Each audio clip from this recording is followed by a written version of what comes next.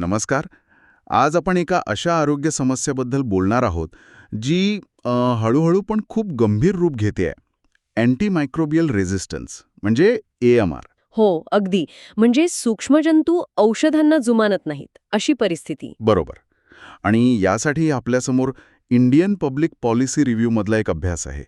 हा G20 देशांवर आणि त्यांच्या AMR कमी करण्याच्या प्रयत्नांवर लक्ष केंद्रित करतोय. बरोबर? हो, अगदी बरोबर. G20 म्हणजे जगातील प्रमुख अर्थव्यवस्थांचा गट. तर आजच्या आपल्या या सखोल चर्चेतून आपण हेच समजून घेणार आहोत की नक्की हा AMRचा धोका आहे काय, तो का वाढतोय आणि हे महत्वाचे देश G20 देश काय करत आहेत यावर. आणि हे महत्वाचं आहे कारण आकडेवारी खूप चिंताजनक आहे. सध्या जगात दरवर्षी साधारण 7 लाख लोक AMR मुळे मरतात. 7 लाख. हो, आणि अंदाज असा आहे की 2050 पर्यंत हा आकडा वर्षाला 1 कोटीपर्यंत जाऊ शकतो. 1 कोटी हां, म्हणजे भयानक आहे आणि आर्थिक नुकसान वेगळंच असेल. नक्कीच. त्यामुळे याकडे लक्ष देणं गरजेचं आहे. चला तर मग सुरुवात करूया. AMR म्हणजे नक्की काय आणि त्याचे परिणाम काय होतात जरा सोप्या भाषेत सांगाल. हो, सोपं सांगायचं तर म्हणजे जीवाणू, विषाणू, बुरशी असे जे सूक्ष्मजंतू आहेत ना, हं. त्यांना मारायला आपण अँटीबायोटिक्स किंवा तत्सम औषधं वापरतो. पण हे सूक्ष्मजंतू इतके हुशार झालेत की ते या औषधांना निष्प्रभ करायला शिकतात, अच्छा. प्रतिकार करायला शिकतात. यालाच AMR म्हणतात. अच्छा, म्हणजे जे आजार पूर्वी सहज बरे व्हायचे. अगदी. ते आता गंभीर होतात, जास्त काळ चालतात किंवा कधीकधी जीव घेणेही ठरतात. म्हणजे अगदी साध्या संसर्गापासून ते मोठ्या शस्त्रक्रियांपर्यंत धोका वाढतो. अवयव प्रत्यारोपण किंवा कॅन्सरची किमोथेरपी या प्रक्रिया सुद्धा जास्त जोखमीच्या होतात का मग? नेमका हाच सर्वात मोठा धोका आहे. कारण या महत्वाच्या वैद्यकीय प्रक्रियेत संसर्गाचा धोका असतोच आणि जर तो झालाच तर त्यावरची औषधं काम नाही करणार. आणि हे AMR वाढतंय का? मुख्य कारण काय यामागे? सगळ्यात मोठं कारण म्हणजे प्रतिजैविकांचा, अँटीबायोटिक्सचा अति आणि बेजबाबदार वापर. माणसांमध्ये पण आणि महत्वाचं म्हणजे जनावरांमध्ये पण. दोन्हीकडे. आकडेवारी काय सांगते, विशेषतः कमी उत्पन्न असलेल्या देशांबद्दल? हो, तिथे तर स्थिती गंभीर आहे. म्हणजे बघा, 2000 ते 2015 या काळात कमी आणि मध्यम उत्पन्न असलेल्या देशांमध्ये अँटीबायोटिक्सचा वापर तब्बल 65% वाढला. 65%. खूप जास्त आहे हे. हो, आणि यात तुर्की, ब्राझील हे G20 देश पण आघाडीवर आहेत.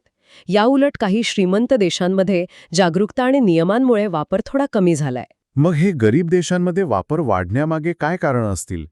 लोकसंख्या वाढ? हो, लोकसंख्या वाढ, औषधं सहज मिळणं, संसर्गजन्य आजारांचं जास्त प्रमाण आणि नियमांची थोडी ढिलाई हे सगळंच आहे. आणि यामुळे काही जीवाणू इतके धोकादायक झाले आहेत की त्यांना सुपरबग म्हणतात. बरोबर.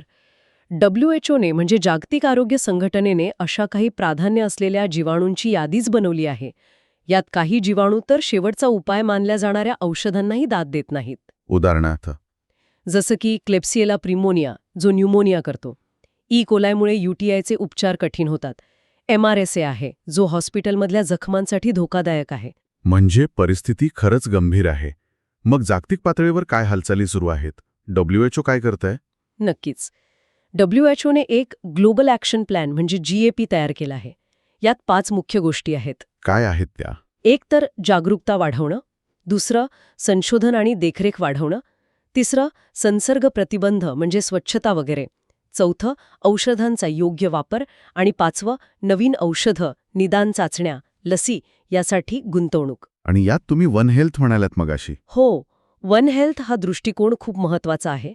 म्हणजे फक्त माणसांचं आरोग्य नाही, तर प्राणी आणि आपलं पर्यावरण या तिघांचा आरोग्याचा एकत्रित विचार करायचा, कारण हे एकमेकांशी जोडलेले आहेत.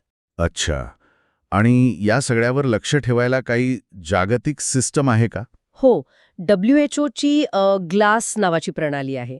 ती जगभरातून AMR आणि अँटीबायोटिक वापराचा डेटा गोळा करते आणि या वन हेल्थसाठी WHO इतर आंतरराष्ट्रीय संस्थांबरोबर म्हणजे अन्न, पर्यावरण, प्राणी आरोग्य संघटनांबरोबर एकत्र काम करते आहे. ठीक आहे.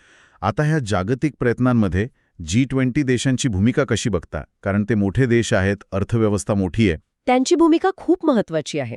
कारण जगाच्या 85% अर्थव्यवस्थेचं आणि 66% लोकसंख्येचं ते प्रतिनिधित्व करतात. आणि साहजिकच AMRचा मोठा भारही त्यांच्यावरच आहे. त्यांनी कधीपासून यावर लक्ष द्यायला सुरुवात केली?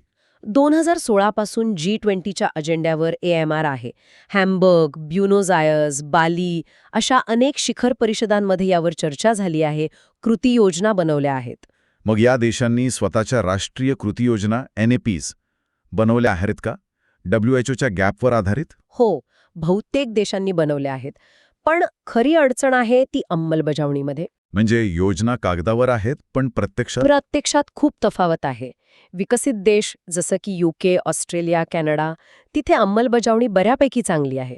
पण अर्जेंटिना, ब्राझील, भारत अशा विकसनशील देशांमध्ये ती अजून पूर्ण क्षमतेने नाहीये. या योजनांमध्ये काही फरक आहे का? म्हणजे प्रत्येक देशाचा फोकस वेगळा आहे? हो, आहे ना. जसं UKने स्पष्ट टार्गेट ठेवलंय 2024 पर्यंत माणसांमधला वापर 15% आणि प्राण्यांमधला 25% कमी करायचा. अच्छा, अगदी ठोस लक्ष. हो. जर्मनी अन्न साखळीतून येणाऱ्या प्रतिरोधक जीवाणूंवर भर देत आहे. भारत नवीन लस्सी, निदान पद्धती आणि हॉस्पिटलमधल्या संसर्ग प्रतिबंधावर. चीन त्यांच्या स्थानिक परिस्थितीनुसार आणि पारंपरिक औषधांवर पण काम करतोय. म्हणजे प्रत्येकाचे प्राधान्यक्रम थोडे वेगळे आहेत. अगदी. उपलब्ध साधनं आणि समस्येची तीव्रता यानुसार. पण या सगळ्यासाठी, विशेषतः नवीन औषधं शोधण्यासाठी R&Dसाठी पैसा लागतो, तो पुरेसा मिळतोय का? नाही. इथेच तर खरी अडचण आहे. अंदाजे वर्षाला $10 अब्ज गरज आहे असं म्हटलं जातं. पण 2021 मध्ये फक्त $8.9 अब्ज गुंतवले गेले. म्हणजे अजूनही कमी आहे गुंतवणूक. हो, आणि त्यातही खूप विषमता आहे. अमेरिका आणि चीन मिळून जवळपास $8 अब्ज खर्च करत आहेत. तर भारत, रशियासारखे देश खूप मागे आहेत, अनुक्रमाने अर्धा अब्ज आणि $0.2 अब्ज. ही दरी खूप मोठी आहे. खरंय. तर या सगळ्यातून एक गोष्ट स्पष्ट होते की AMR हा एक मोठा आणि वाढता जागतिक धोका आहे. त्याला तोंड द्यायला एकत्रित प्रयत्न हवेत. विशेषतः G20 देशांकडून जास्त ठोस आणि समन्वित कृतीची गरज आहे. अगदी. राष्ट्रीय योजना असून चालणार नाही. त्यांची अंमलबजावणी आणि त्यासाठी पुरेसा निधी हे खूप महत्वाचं आहे.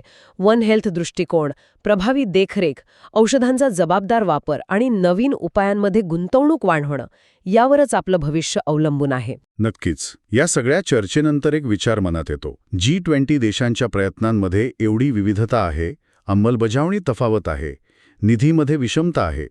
तर मग जागतिक स्तरावर AMRला प्रभावीपणे रोखण्यासाठी कोणता एक धोरणात्मक बदल सर्वात महत्त्वाचा ठरू शकेल? काय वाटतं? एखादी जागतिक निधी यंत्रणा उभी करणं, की तंत्रज्ञान हस्तांतरण सोपं करणं, की मग राष्ट्रीय योजनांच्या अंमलबजावणीसाठी जास्त कडक आंतरराष्ट्रीय नियम आणणं? विचार करण्यासारखा प्रश्न.